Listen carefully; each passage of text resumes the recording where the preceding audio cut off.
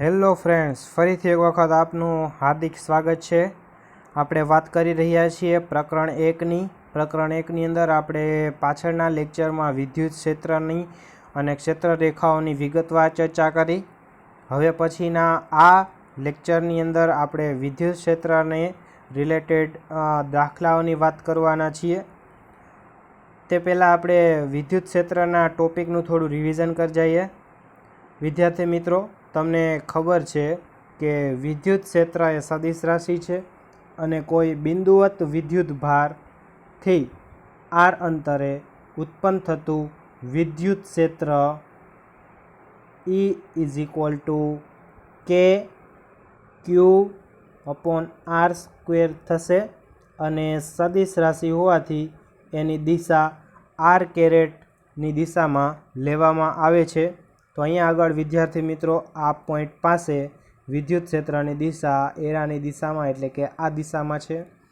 જો અહીંયા આગળ અત્યારે ધન વિદ્યુત ભાર છે, જો ધન વિદ્યુત ભાર ન હોત અને ધનની બદલે ઋણ વિદ્યુત ભાર હોત તો અહીંયા આગળ કોઈ પોઈન્ટ પી કે જેનો સ્થાન સદિશ આર છે તે જગ્યાએ વિદ્યુત ક્ષેત્ર એટલે કે E ઓફ પી એની અંદર -કે ક્યુ અપોન આર સ્ક્વેર લખવું પડે, કારણ કે ત્યાં આગળ વિદ્યુત ભાર ઋણ છે।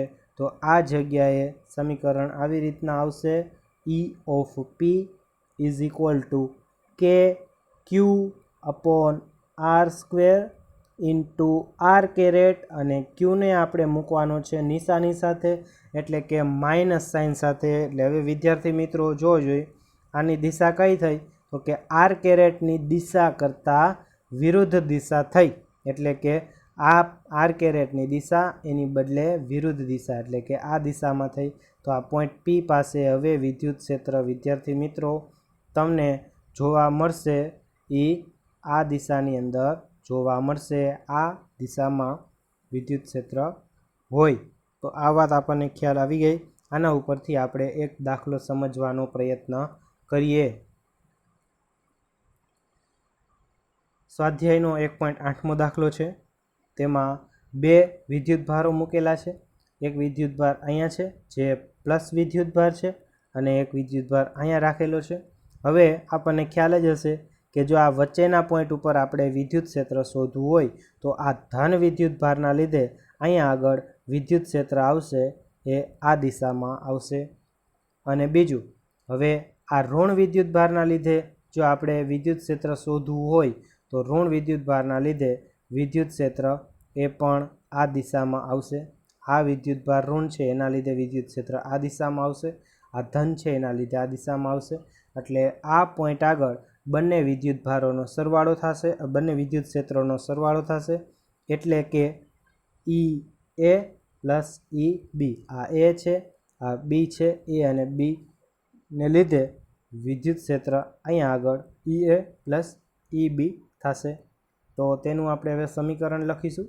સમીકરણની અંદર આપણને ખબર છે કે ક્યુ અપોન આર સ્ક્વેર, બંનેની દિશા તો એક જ સરખી છે એટલે આપણે ખાલી હવે મૂલ્ય દિશાની આપણને ખબર છે સમાન દિશામાં છે, સમાન દિશામાં જો હોય તો ડાયરેક્ટ આપણે સરવાળો કરી શકીએ, અદિશ રીતે સરવાળો કરશું એટલે કે ખાલી આપણે મૂલ્ય જ લેશું। મૂલ્ય છે કે ક્યુ અપોન આર સ્ક્વેર, તો આના માટે કે ક્યુ એ અને આર સ્ક્વેર, એવી જ રીતના આના માટે કે ક્યુ અને આર સ્ક્વેર મૂકીએ તો એની બધાની કિંમત આપણે અહીંયા આગળ મૂકીએ। અહીંયા ખાસ ધ્યાન રાખીએ કે હવે અહીંયા આગળ નિશાની ઋણ લેવાની જરૂર નથી, પહેલેથી જ આપણે નિશાનીની વાત પતાવી અને સદિશ સ્વરૂપને ધ્યાનમાં લઈ લીધેલું છે। હવે અહીંયા આગળ નિશાની મૂકવાની જરૂરિયાત નથી। હવે આપણે વાત કરીએ તો આના સાદો રૂપની, તો 5.4 × 10⁶ ન્યૂટન પ્રતિ કુલમ વિદ્યુત ક્ષેત્ર અહીંયા મળશે। કેના લીધે? એક તો આના લીધે અને બીજું આના લીધે। ખ્યાલ આવી ગયો? હવે આ વિદ્યુત ક્ષેત્રની દિશા કઈ બાજુ હશે તો કે એથી બી તરફ એટલે કે આ દિશામાં હશે, એ આપણને ખ્યાલ છે। વિદ્યુત ક્ષેત્રનો એકમ ફરી એક વખત આપણે રિવિઝન કરી નાખીએ, ન્યૂટન પ્રતિ કુલમ અથવા તો વોલ્ટ પ્રતિ મીટર થશે।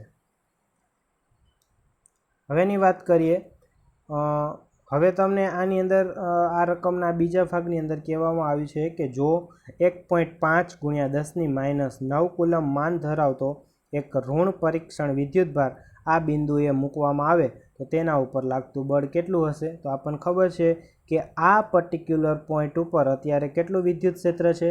આટલું વિદ્યુત ક્ષેત્ર છે. એની પહેલાં આપણે થોડીક થિયરીની વાત કરી લઈએ તો કે વિદ્યુત બળનું સમીકરણ આપણને ખબર છે F ઇઝ ઇક્વલ ટુ કે Q1 Q2 upon R square. એના ઉપરથી આપણે વિદ્યુત ક્ષેત્રનું સૂત્ર મેળવ્યું હતું એટલે કે F બાય Q. તો આ સમીકરણ ઉપરથી તમે Fને કરતા બનાવો તો F ઇઝ ઇક્વલ ટુ થાય QE અને એનું સમીકરણ સદિશ સ્વરૂપે આવી રીતના બને. તો આપણે બળ શોધવું હોય તો આપણે વિદ્યુત ક્ષેત્રના મદદથી શોધી શકીએ. આગળના લેક્ચરની અંદર પણ આપણે વાત કરી હતી કે વિદ્યુત ક્ષેત્રનો અલ્ટિમેટ ઉપયોગ તો આપણે બળ શોધવા માટે જ કરવાના છીએ.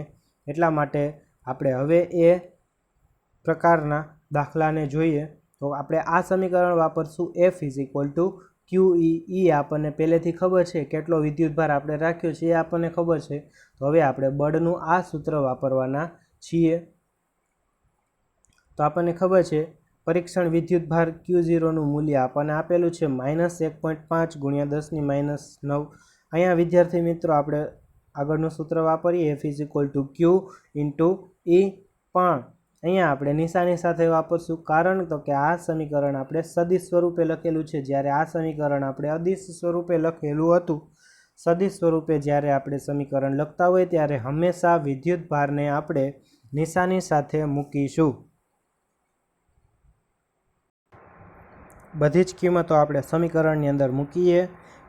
Q0ની કિંમત છે 1.5 ગુણ્યા 10⁹ અને Eની કિંમત આપણે અહીંયાથી લેશું 5.4 ગુણ્યા 10⁶. હવે આપણને ખબર છે કે Fની દિશા આવી એ Fની દિશા આપણને ખબર છે સમીકરણ પરથી હંમેશા Eની દિશામાં જ હોય અને Eની દિશા હતી A થી B તરફની એટલે કે આ દિશા હતી. પણ અહીંયા આગળ F સદિશમાં આગળ માઇનસ નિશાની આવી.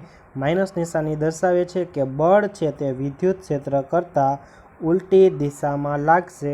અને જે આપણે આમ પણ સમજી શકીએ.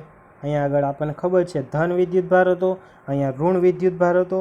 હવે જો અહીંયા ઋણ વિદ્યુતભાર મૂકવામાં આવે તો આ ઋણ વિદ્યુતભાર ઉપર આ ધન વિદ્યુતભારના લીધે બળ આ દિશામાં લાગશે અને આ ઋણ વિદ્યુતભારના લીધે આ ઋણ વિદ્યુતભાર ઉપર બળ પણ આ દિશામાં લાગશે, જે વિદ્યુત ક્ષેત્રની વિરુદ્ધ દિશામાં છે.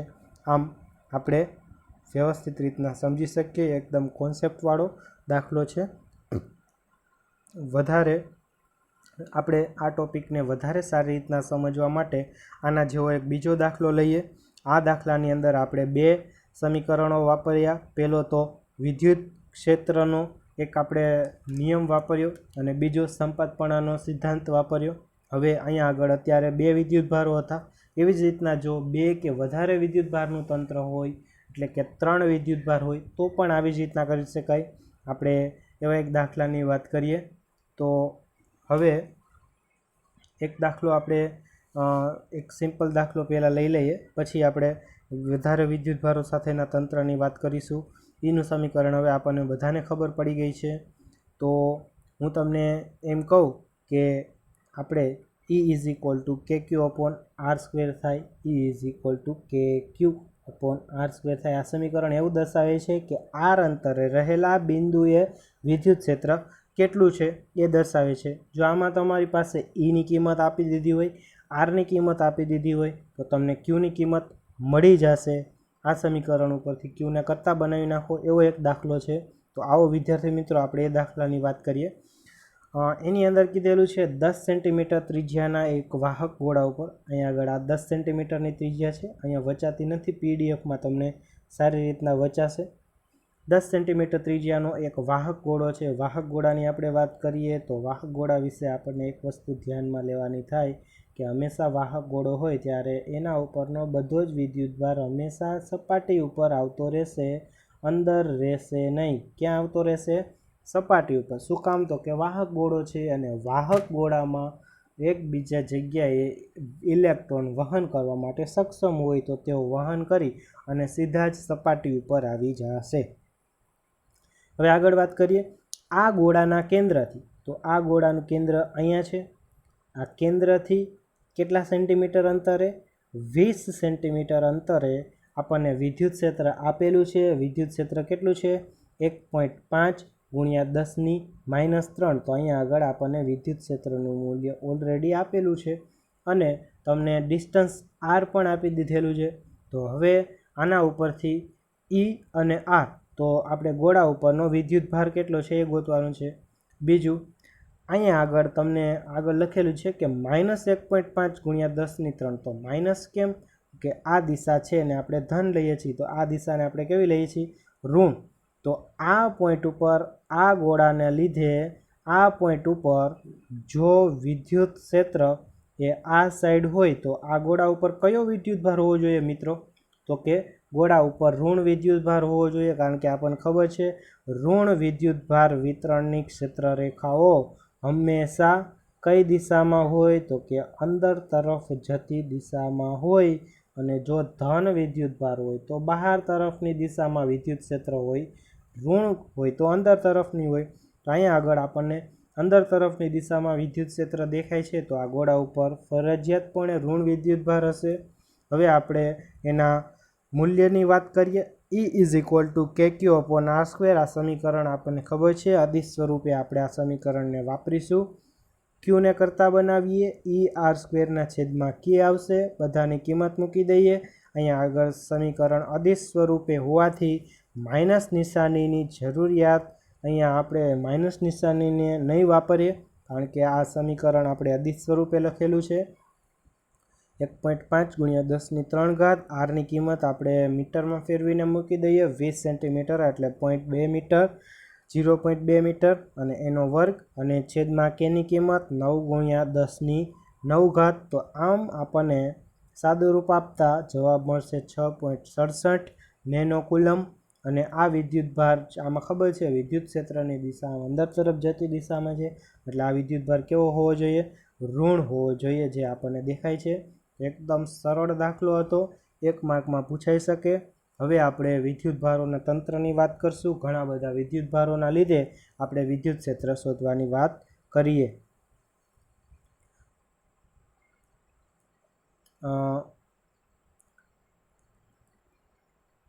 એક સરળ દાખલો આપણે લઈએ. આપણને ખ્યાલ છે કે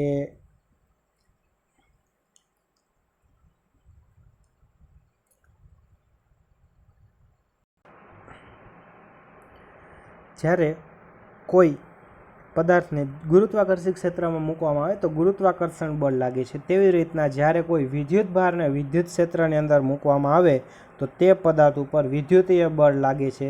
એવી જ રીતના અહીંયા જોઈએ તો ધારો કે આ નીચેની દિશામાં એક વિદ્યુત ક્ષેત્ર છે, અહીંયા આગળ બધે વિદ્યુત ક્ષેત્ર છે, અને આ વિદ્યુત ક્ષેત્રની અંદર અહીંયા એક ઋણ વિદ્યુત ભારિત પદાર્થ છે. એ ઋણ વિદ્યુત ભારિત પદાર્થ આપણે રાખીએ છીએ તો આપણને ખબર છે કે F=QE પ્રમાણે બળ લાગશે. અને આ વિદ્યુત ભાર કેવો છે? ઋણ વિદ્યુત ભાર હોવાથી બળ લાગશે એ વિદ્યુત ક્ષેત્રની વિરુદ્ધ દિશામાં લાગશે. આપણે ચેક કરીએ. F= વિદ્યુત ક્ષેત્રનું મૂલ્ય મૂકીએ નિશાની સાથે. F અને Eની દિશા કેવી છે? ઋણ. તો Fની દિશા ઋણ હશે, એટલે કે વિદ્યુત ક્ષેત્રથી વિરુદ્ધ દિશામાં. એટલે અહીંયા આગળ આપણે ઇલેક્ટ્રોન મૂકીએ અથવા તો ઋણ વિદ્યુત ભારિત વિદ્યુત ભાર મૂકીએ તો એના ઉપર વિદ્યુત ક્ષેત્રને લીધે લાગતું બળ F=QE ઉપરની દિશામાં લાગે. અને હંમેશા પદાર્થ ગુરુત્વાક્ષેત્રમાં તો છે જ, એટલે નીચે mg જેટલું બળ લાગશે. તો આ બે બળો જો એકબીજાને સમતોલે, એક આ બળ અને એક આ બળ એક સરખા થાય તો ટીપું હવામાં સ્થિર રહી જશે ત્યાં આગળ. તો એવો કંઈક દાખલો આપણે જોવા જઈ રહ્યા છીએ. મિલિકોનના ઓઇલ ડ્રોપ પ્રયોગમાં 12 વધારાના ઇલેક્ટ્રોન ધરાવતું એક ઓઇલ ડ્રોપ. એ ઓઇલ ડ્રોપ એવું છે, ઓઇલનું ટીપું એવું છે જેના ઉપર 12 વધારાના ઇલેક્ટ્રોન છે. 12 વધારાના ઇલેક્ટ્રોન હોય તો આપણને ખબર છે કે એક ઇલેક્ટ્રોનનો વિદ્યુત ભાર હોય -1.6 ગુણ્યા 10⁻−19. તો એવા 12 ઇલેક્ટ્રોન છે, તો એનો વિદ્યુત ભાર આપણને ખબર પડી ગયો, એના ઉપર ઋણ વિદ્યુત ભાર છે. ઋણ વિદ્યુતભાર હોય એટલે વિદ્યુત ક્ષેત્રની વિરુદ્ધ દિશામાં બળ લાગે. હવે આ ઓઇલ ડ્રોપને 2.55 × 10⁴ ન્યૂટન પ્રતિ કુલમના સમાન વિદ્યુત ક્ષેત્રની અસર હેઠળ રાખવામાં આવ્યું છે. ઓઇલની ઘનતા આપણને આપેલી છે 1.26 ગ્રામ પ્રતિ સેન્ટીમીટર ક્યુબ. તો ડ્રોપની ત્રિજ્યા શોધો. તો આની પહેલાં આપણને ખબર જ છે કે ઘનતા બરાબર દળના છેદમાં કદ થાય. ઘનતા આપેલી છે અને આપણે કદ શોધવાનું છે, એટલે કે કદ ઉપરથી આપણને પછી ત્રિજ્યા મળશે. તો હવે આપણે વાત કરીએ તો અહીંયા આગળ વિદ્યુત બળ QE ઉપરની દિશામાં લાગશે અને વિદ્યુત ક્ષેત્ર છે એ નીચેની દિશામાં છે, અને અહીંયા આગળ નીચે તરફ કયું બળ લાગશે? mg. તો આ ટીપાને જો સંતુલનમાં રાખવું હોય તો QE બરાબર mg લખવું પડે. તો આપણે અહીં લખીએ QE બરાબર mg. હવે m દળ એટલે આપણને ખબર છે, દળ એટલે કે દળ બરાબર ઘનતા ગુણ્યા કદ થશે. તો અહીંયા આગળ આપણે લખીએ ઘનતા ગુણ્યા કદ. તો અહીંયા આગળ આપણે લખીએ આ ઘનતા છે અને આ કદ છે, ટીપાનું કદ 4πr ઘન ગુણ્યા ઘનતા એટલે કે m થઈ ગયો, અને ગુણાકારમાં g. અને વિદ્યુત ભાર કેટલો છે? તો કે n ઇલેક્ટ્રોન. n કેટલા છે? 12, એટલે કે n ઇલેક્ટ્રોન, અને e એટલે આમ થશે. એના ઉપરથી હવે આપણે શું ગોતવાનું છે? ત્રિજ્યા ગોતવાની છે. તો r³ ને કરતા બનાવો 3ne/4πρg.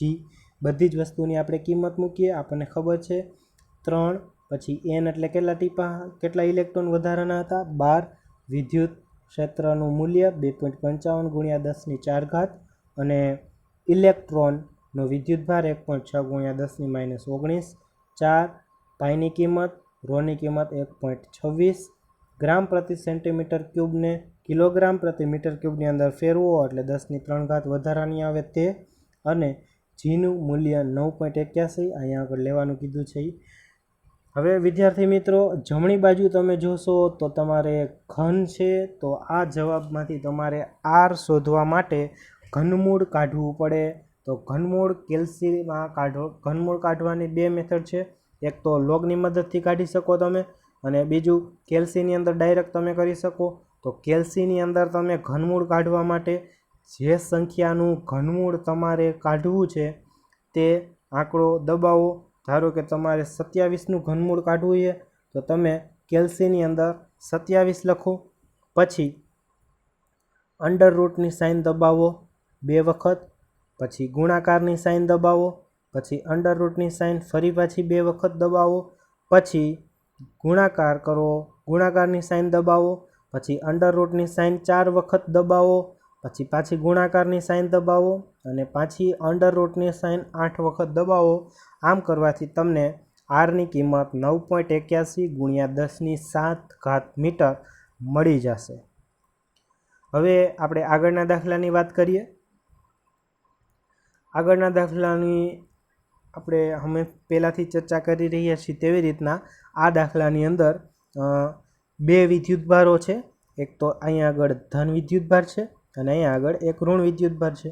એના લીધે આપણે જુદા જુદા બિંદુઓએ વિદ્યુત ક્ષેત્ર શોધવાનું છે. એક બિંદુ આ છે A, બીજું બિંદુ છે આ B, અને ત્રીજું બિંદુ છે C. તો આ ત્રણેય બિંદુએ આપણે વિદ્યુત ક્ષેત્ર શોધવાના છે. તો પહેલા બિંદુ EA પાસેનું વિદ્યુત ક્ષેત્ર કેવી રીતના મળે? તો કે એવો એક દાખલો આપણે હમણાં જ કર્યો. એ દાખલાની અંદર એ પ્રમાણે આપણે ગણી શકશો કે અહીંયા આગળ ધન વિદ્યુતભાર છે, તો ધનના લીધે વિદ્યુત ક્ષેત્ર આનું અહીંયા, અને આ ઋણ છે વિદ્યુતભાર Q2 ઋણ છે, તો એ ઋણ વિદ્યુતભારના લીધે પણ વિદ્યુત ક્ષેત્ર આ દિશામાં થશે. તો બંનેનો સરવાળો થશે.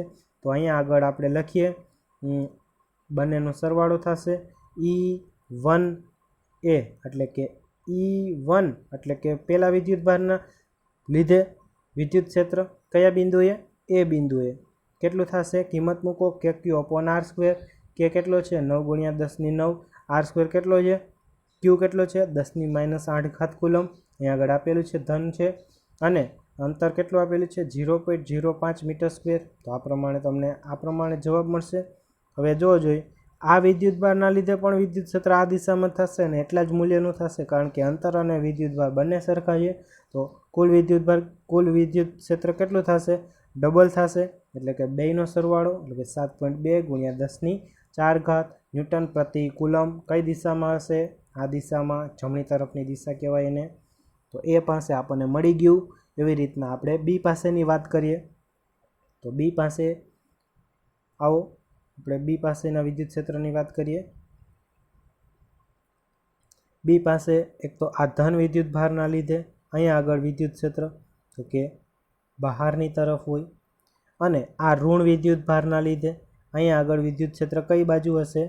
અંદરની તરફ. પણ આ અંતર ઘણું બધું મોટું હોવાથી આ ઓછું હશે અને આ કેવું હશે? વધારે હશે. તો ટોટલ વિદ્યુત ક્ષેત્ર કઈ દિશામાં થયું? જમણી દિશામાં. હવે આપણે સમીકરણ લખીએ બંનેનું, કે પહેલાં આપણે કેના લીધે વિદ્યુત ક્ષેત્ર લખીએ? આ ધન વિદ્યુત ભારના લીધે અહીંયા આગળ વિદ્યુત ક્ષેત્ર આપણને ખબર છે કઈ દિશામાં છે? ડાબી સાઈડની દિશામાં, એટલે કે આ દિશામાં છે. લખાવો કે 9 × 10⁹ ક્યુ 10⁸ r², એટલે કે 0.05, પહેલાં જેટલું જ આવશે. જવાબ આપણને ખબર છે 3.6 × 10⁴. હવે આપણે બીજું લખાવીએ Q2ના લીધે આ પોઈન્ટ આગળ વિદ્યુત ક્ષેત્ર તો કે આ ડિસ્ટન્સ આપણે ગણવું પડે. કેટલું થશે?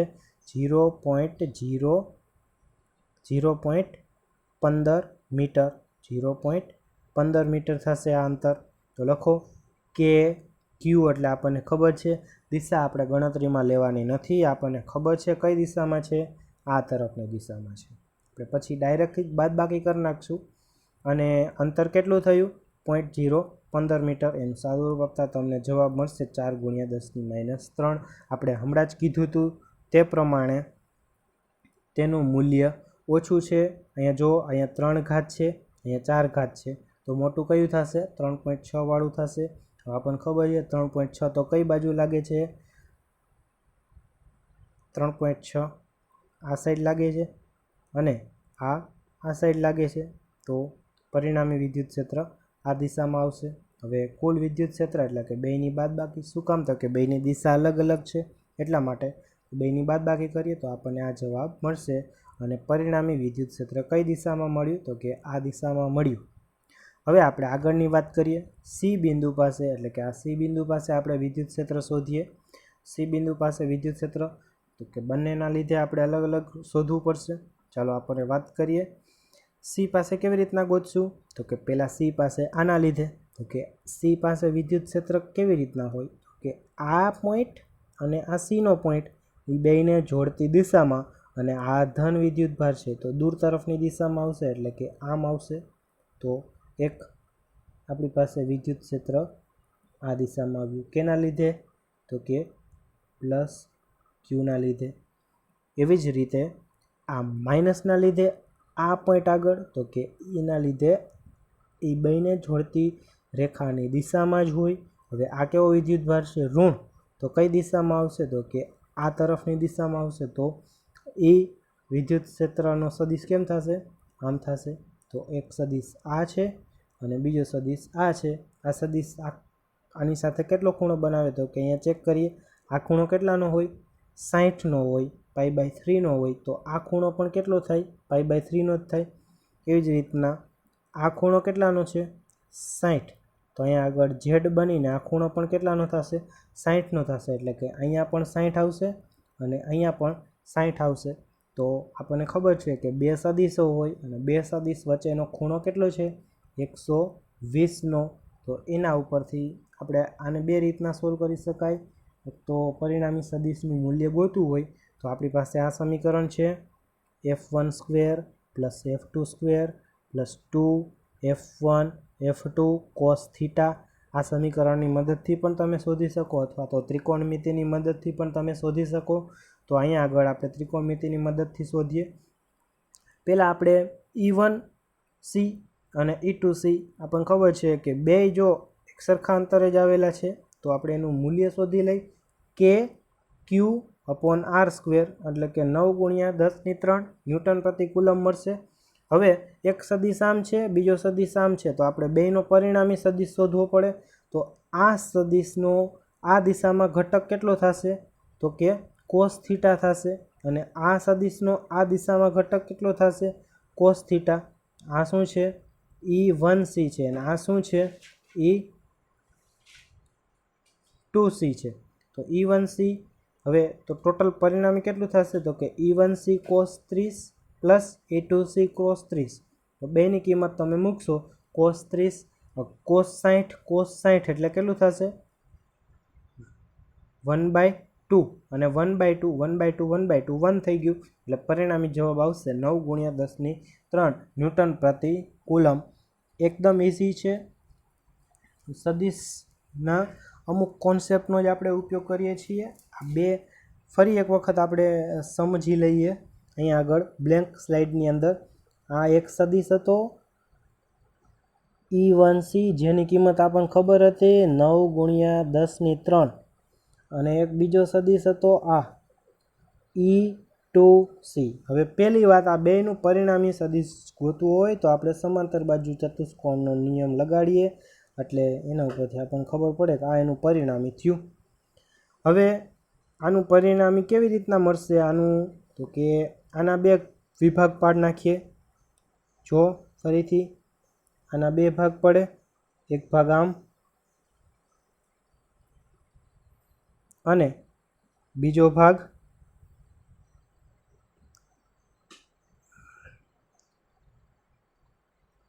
ફરીથી આપણે જોઈએ. એક આપણી પાસે સદિશ આવો છે,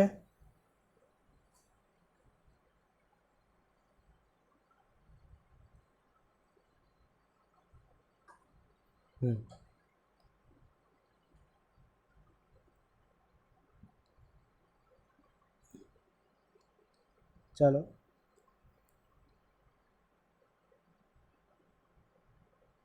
આપણે વાત કરીએ.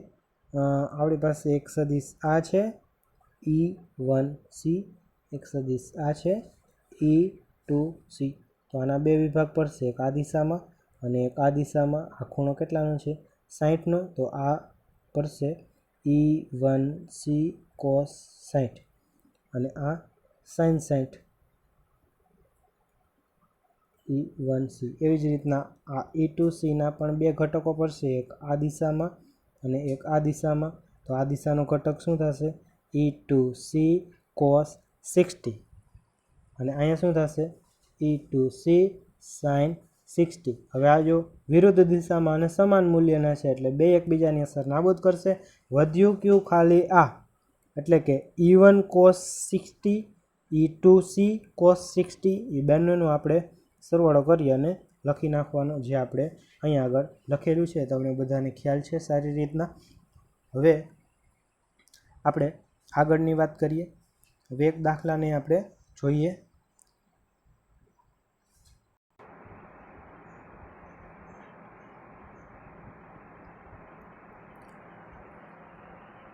આ સ્વાધ્યાયનો ઉદાહરણનો 1.8મો દાખલો છે, અને અતિ અગત્યનો દાખલો છે. ઘણી વખત આના ઉપરથી પ્રશ્નો અને દાખલો એઝ ઇટ ઇઝ બોર્ડની અંદર પૂછાઈ ગયો છે, એટલે આ દાખલાને આપણે સારી રીતના સમજશું. એકદમ અગત્યનો દાખલો છે. વાત કરીએ આપણે આ દાખલાની. આ દાખલાની અંદર બે ભાગ છે, અને દાખલાને પહેલાં થોડોક આપણે સમજી લઈએ. આપણને ખબર છે તેમ વિદ્યુતભાર વિદ્યુત ક્ષેત્ર છે એ હંમેશા આમ ધન વિદ્યુતભાર હોય ત્યાંથી વિદ્યુત ક્ષેત્ર રેખાઓ નીકળતી હોય અને ઋણ વિદ્યુતભારમાં જતી હોય. એટલે કે કોઈ ક્યાંય જગ્યાએ તમને વિદ્યુત ક્ષેત્ર આવી રીતના દેખાય તો અહીંયા આગળ ધન વિદ્યુતભાર હશે અને અહીંયા હશે ઋણ વિદ્યુતભાર. હવે આની અંદર ધારો કે આપણે એક પ્રોટોનને મૂકીએ, પ્રોટોન અથવા તો કોઈ ધન વિદ્યુતભારને મૂકીએ, તો આ ધન વિદ્યુતભાર આ ધન સાથે શું થશે અપાકર્ષણ થશે. શું થશે અપાકર્ષણ. એટલે કઈ દિશામાં જાય નીચેની દિશામાં જાય. અને આ ઋણ સાથે આ ધનનું શું થશે આકર્ષણ થશે. એટલે આકર્ષણ થાય એટલે કેમ જાય નીચે જાય. કહેવાનો મતલબ છે કે આ વિદ્યુત ક્ષેત્રના લીધે આ પ્રોટોન ઉપર નીચેની દિશામાં બળ લાગ્યું. હવે નીચેની દિશામાં બળ લાગે તો નીચેની દિશામાં કંઈક પ્રવેગ પણ ઉત્પન્ન થાય, અને પ્રવેગ હોય તો વેગ હોય, અને વેગ હોય તો નીચે પડે, તો નીચે પડતા કંઈક વાર લાગે ને. તો કેટલો ટાઈમ લાગશે નીચે પડતા એ આપણે ગોતવાનો દાખલો છે, એની વાત કરીએ આપણે. એક ઇલેક્ટ્રોનને 2 × 10⁴ ન્યૂટન પ્રતિ કુલમના નિયમિત વિદ્યુત ક્ષેત્રમાં 1.5 સેન્ટીમીટર જેટલું અંતરનું પતન પામે છે. ક્ષેત્રનું માન અચળ રાખી અને બસ આ એ બીજો ભાગ છે. પહેલા ભાગમાં આપણે ઇલેક્ટ્રોનની વાત કરશું. તો ઇલેક્ટ્રોન છે, હવે આ પ્રમાણે તમને ફિગર બુકમાં આપેલી જ છે. અહીંયા આગળ ઋણ વિદ્યુતભાર છે, આ ઋણ અને આ ઋણ એકબીજાને આકર્ષણ કરશે, અને આ ઋણ અને આ ધન આકર્ષણ કરશે, એટલે કે ઇલેક્ટ્રોન નીચેની દિશામાં આવશે. એના ઉપર બળની દિશા નીચેની દિશામાં છે. બળનું મૂલ્ય કેટલું હશે આપણને ખબર છે, F = QE, અને ઇલેક્ટ્રોન ઉપરનો વિદ્યુતભાર કેવો છે, E વિદ્યુતભાર છે ઇલેક્ટ્રોન ઉપરનો. એટલે આપણે લખીએ, આ સમીકરણ અદિશ સ્વરૂપે છે, એટલે આપણે અહીંયા વિદ્યુતભારોને નિશાની સાથે વાપરતા નથી. હવે આપણે ખબર છે F બરાબર આપણે MA લખી શકીએ, કારણ કે આપણને ખબર છે કે વિદ્યુત ભારો અથવા તો કોઈ પણ પદાર્થ ઉપર બળ લાગતું હોય તો એ બળ કેના જેટલું હોય, તો કે હંમેશા એ પદાર્થના પ્રવેગ અને દળના ગુણાકાર જેટલું હોય. એટલે કે MA = EE આપણે લખી શકીએ. એના ઉપરથી જો એને કરતા બનાવવામાં આવે તો A બરાબર શું થશે, QE/M. QE/M. અને અહીંયા ઇલેક્ટ્રોન છે એટલે નીચે સફિક્સમાં આપણે E લખ્યો છે. તો ઇલેક્ટ્રોનનો પ્રવેગ કેટલો થશે, તો કે E × e/ME. હવે આપણને ખબર છે કે અહીંયા આગળથી અહીંયા આગળ ઇલેક્ટ્રોન પડે છે. આ દરમિયાન કેટલું ડિસ્ટન્સ કાપે છે, E જેટલું ડિસ્ટન્સ કાપે છે, H જેટલું ડિસ્ટન્સ કાપે છે. અહીં આગળ H આપણને આપેલું છે 1.5 સેન્ટીમીટર. અને અહીંયા ઇલેક્ટ્રોનનો પ્રવેગ આપણને ખબર પડી ગઈ. ઇલેક્ટ્રોનના પ્રવેગને તમે ઓબ્ઝર્વ કરો તો તમને ખબર છે કે E છે એ અચળ છે, સ્મોલ e અચળ છે, ME અચળ છે. આથી આ કિસ્સો અચળ પ્રવેગી ગતિનો થયો. અચળ પ્રવેગી ગતિનો જો આ કિસ્સો હોય તો એમાં અચળ પ્રવેગી ગતિનું સમીકરણ વાપરી શકાય. હવે આપણે વાત કરવી છે કેટલો સમય લાગે, તો સમય અને અંતરને જોડતું સમીકરણ વાપરીએ. તો અંતર અને સમયને જોડતું સમીકરણ આપણી પાસે છે D = V0t + 1/2 AT². આ સમીકરણમાં આપણે ઇલેક્ટ્રોનને ફેંક્યો નથી, મુક્ત કર્યો છે, એટલે V0 બરાબર 0 આવશે અને A બરાબર આવશે AE. આપણે અહીંયાથી લખીશું. તો આ સમીકરણને લખીએ, H = V બરાબર 0 લખીએ, +1/2 AE/TE². એમાંથી TE ને કરતા બનાવો તો તમને ફાઇનલ સમીકરણ આવું મળશે, TE² બરાબર 2H/AE. અને AEની આપણે કિંમત હમણાં જ ગોતી હતી, એને આપણે અહીંયા આગળ પુટ કરી દઈએ તો T² બરાબર આવું મળશે. અને એનું અંડરરૂટ કાઢીએ તો આપણને આ ફાઇનલ સમીકરણ મળશે. આ સમીકરણ અતિ અગત્યનું સમીકરણ છે. વ્યવહારમાં સામાન્ય રીતે તમે જોવા જાઓ તો કોઈ પદાર્થ ઉપરથી નીચે પડતો હોય એમાં એનું જે નીચે પડવાનો દર છે, નીચે પડવા લાગતો ટાઈમ છે, એ એક જ સરખો હોય. ભારે પદાર્થ હોય કે હલકો પદાર્થ હોય, અગાસી ઉપરથી બંનેને એકસાથે નાખશો, બંને એક જ સાથે નીચે જમીન ઉપર પહોંચે છે. આ વાત પ્રૂવ થયેલી છે. પણ આપણને ઘણી વખત એવું કન્ફ્યુઝન હોય કે પીછું નાખીએ તો ઓછું ધીમેકથી પડે અને લોખંડનો ગોળો નાખીએ તો વધારે ઝડપથી પડે. પરંતુ ત્યાં આગળ બીજો કોન્સેપ્ટ કામ કરે છે. ત્યાં આગળ હવાનું ડ્રેગ ફોર્સ પીછા ઉપર વધારે લાગે છે, એટલે પીછું ઓછું ઝડપથી પડે છે. પણ હવાની ગેરહાજરીમાં આ પ્રયોગ કરવામાં આવે તો પીછું અને લોખંડનો ગોળો બંને એકસાથે જમીન ઉપર પહોંચે છે. માટે કોઈપણ મુક્ત પતન ગુરુત્વાકર્ષણ બળની હેઠળ નીચે પતન કરતો પદાર્થ હોય તેમાં નીચે પડવા માટે લાગતો સમય હંમેશા દળ ઉપર આધારિત હોતો નથી. પણ આ સમીકરણને ઓબ્ઝર્વ કરતાં આપણને એવું દેખાય છે કે T છે એ પદાર્થના દળના પણ કેવા પ્રમાણમાં છે, દળના સમપ્રમાણમાં છે. એટલે કે જેનું દળ વધારે એને નીચે પડવા માટે લાગતો સમય પણ વધારે હશે. તો ઇલેક્ટ્રોન છે એ હલકો છે, દળ ઓછું છે, તો એને લાગતો સમય કેવો હશે, ઓછો હશે, પ્રોટોનનું દળ વધારે છે તો પ્રોટોનને લાગતો સમય કેવો હશે? વધારે હશે. એટલે કે પ્રોટોન ઝડપથી નીચે પડશે, ઇલેક્ટ્રોન છે ઝડપથી નીચે પડશે નહીં. આ વાત આપણે ખૂબ સમજી રાખીએ. આના ઉપરથી ભૂતકાળમાં પણ ઘણા બધા MCQ પૂછાણા છે અને આગળ પણ પૂછાવાના ચાન્સ છે. હવે આપણે આ દાખલાનું લાસ્ટ સમીકરણ જોઈએ. આ આપણને સમીકરણ મળી ગયું, એકદમ અગત્યનું સમીકરણ છે. આ સમીકરણ ઉપરથી આપણને ખબર પડે કે નીચે પડવાનો સમય કેના સમપ્રમાણમાં છે અને કેના વ્યસ્ત પ્રમાણમાં છે, એ આપણને ખ્યાલ આવી ગયો. બધી જ કિંમત મૂકી દઈએ. 2 નું 2h એટલે કેટલું છે? 1.5 સેન્ટીમીટર. તો 1.5 સેન્ટીમીટરને મીટરમાં ફેરવીએ, 10⁻². ME એટલે કે ઇલેક્ટ્રોનનું દળ આપણે યાદ રાખવાનું છે, 9.1 × 10⁻31 કિલોગ્રામ. સ્મોલ e ઇલેક્ટ્રોન ઉપરનો વિદ્યુતભાર 1.6 × 10⁻19 કુલમ. અને વિદ્યુત ક્ષેત્રનું મૂલ્ય આપણને આપેલું છે 2 × 10⁴ ન્યૂટન પ્રતિ કુલમ અથવા બીજો એકમ વોલ્ટ પ્રતિ મીટર. બધું આપણે આમાં રાખી દઈએ તો આપણને અંતે જે જવાબ મળશે એ આવશે 2.92 નેનો સેકન્ડ. હવે આ જ દાખલાનો બીજો ભાગ છે કે અહીંયા આપણે અત્યારે પ્રોટોન રાખ્યો હતો અને ઇલેક્ટ્રોન રાખ્યો હતો નીચે પડવા દેવામાં. હવે આપણે શું કરવાનું? તો કે વિદ્યુત ક્ષેત્રની દિશા ઉલટાવી નાખો. એટલે કે વિદ્યુત ક્ષેત્રના એરા કઈ સાઈડ થઈ જશે? હવે નીચે. અને હવે ઇલેક્ટ્રોન નથી નાખવાનું, એની બદલે શું નાખવાનું છે? પ્રોટોન. જો પ્રોટોન નાખશો તો આ સમીકરણની અંદર ખાલી કેટલો ફેર થશે? અહીંયા ME બદલે ખાલી MP આવશે. તો આ સમીકરણની અંદર ME બદલે MP આવશે. તો જો પ્રોટોન હોય તો કેટલો સમય લાગે? તો કે આ જ સમીકરણ જેટલો સમય લાગશે, પણ MP મૂકવાનું. તો આપણે હવે તે ગણીએ. તો અહીંયા આગળ જોવો જોઈએ, અહીંયા પ્રોટોન મુક્ત થાય છે. આ પ્રોટોન છે, આ ધન સાથે અપાકર્ષણ એટલે નીચેની દિશામાં, આ ઋણ સાથે આકર્ષણ એટલે નીચેની દિશામાં. નીચેની દિશામાં પડશે, નીચેની દિશામાં બળ લાગશે, નીચેની દિશામાં અચળ પ્રવેગ હશે. એટલે નીચે પહોંચતા સુધીમાં કેટલો ટાઈમ લાગે એનું સમીકરણ આ છે આપણી પાસે. એની અંદર બધી કિંમતો મૂકો, તમને જવાબ મળશે 1.3 × 10⁻7 સેકન્ડ. તો તમે જોઈ શકો છો પ્રોટોનનું દળ વધારે તો પડવા માટે લાગતો સમય પણ વધારે. આગળના ઇલેક્ટ્રોનમાં આ કેટલો હતો?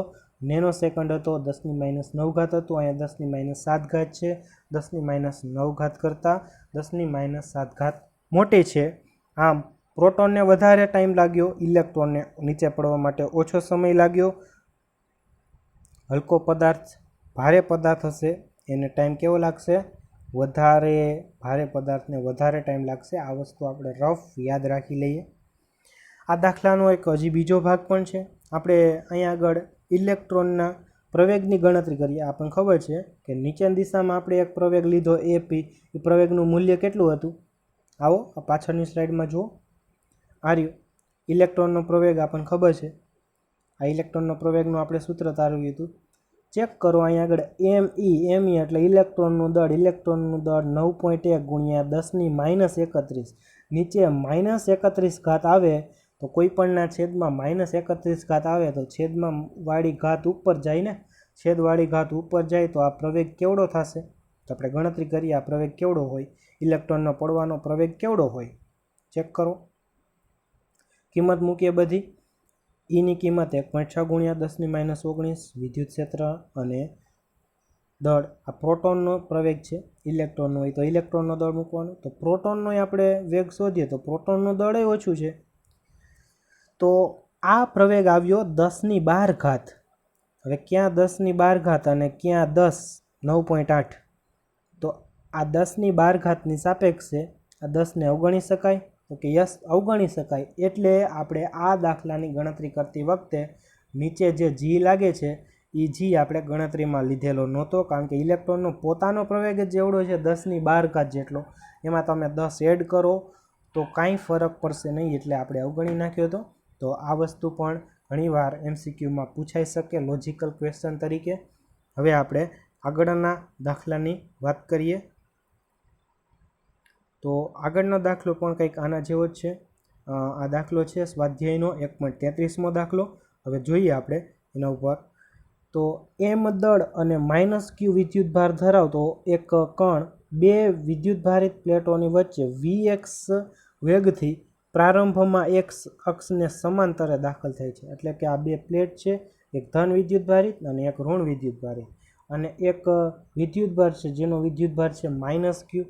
જોવો જોઈએ એ માઇનસ ક્યુ છે તો આ માઇનસને અને આ માઇનસને અપાકર્ષણ થાય અને આ માઇનસને આ પ્લસને આકર્ષણ થાય. તો આપણને ખબર પડી ગઈ તરત જ આ વિદ્યુતભાર છે એ સીધે સીધો ન જતા આ બાજુ ટર્ન મારશે. ક્લિયર? પહેલાં કેમ જતો હતો? બંને અક્ષને સમાંતર જતો હતો, પણ પછી વળી જશે. હવે તમને કીધું છે કે દરેક પ્લેટની લંબાઈ કેટલી છે? એલ લંબાઈ છે અને પ્લેટો વચ્ચે સમાન વિદ્યુત ક્ષેત્ર જાળવી રાખવામાં આવ્યું છે. તો દર્શાવો કે પ્લેટના દૂરના છેડે, આ નજીકનો છેડો કહેવાય, આ દૂરનો છેડો કહેવાય. દૂરના છેડે કણનું શિરોલંબ વિચલન. શિરોલંબ એટલે કે પહેલાં આમ જાતો હતો અને હવે અહીંયા પહોંચી ગયો, તો આ ડિસ્ટન્સને શિરોલંબ વિચલન કહેવાય. બરાબર? તો એ વિચલનનું મૂલ્ય આટલું છે એમ આપણે દર્શાવવાનું છે. તો આપણે જો પહેલાં આપણને ખબર છે કે ગતિ કે પ્રકારની હશે, આ પ્રકારની હશે, આ બાજુથી આમ સ્લાઇટલી ટર્ન મારી જશે. તો એના માટે આપણે પ્રવેગ ગણીએ. પ્રવેગનું આપણને ખબર જ છે. હમણાં આપણે સમીકરણ વાપર્યું એ બરાબર QE/m આ પ્રવેગ થશે. હવે આ ક્ષેત્રને પસાર કરતાં કેટલો સમય લાગશે? તો કે આપણી પાસે પ્રવેગ છે, વેગ આપેલો હતો. પહેલાં વેગ કેટલો હતો? vx વેગથી દાખલ થઈ છે એમ એણે કીધું હતું. તો આ પ્રવેગ કઈ દિશામાં હશે વિચારો. જો ફરીથી એકદમ લોજિકલ જવાબ, આ પ્રવેગ છે ને ઋણ વિદ્યુત ભારિત છે. ઋણ વિદ્યુત ભારિત હોય એટલે આપણને ખબર છે કે એ ઉપર તરફ આકર્ષાતો હતો અને હંમેશા જો ચેક કરો આ કણ માઇનસ ક્યુ કણ અહીંયા આવ્યો, અહીંયા આગળ ધન પ્લેટ છે, અહીંયા આગળ ઋણ પ્લેટ હતી.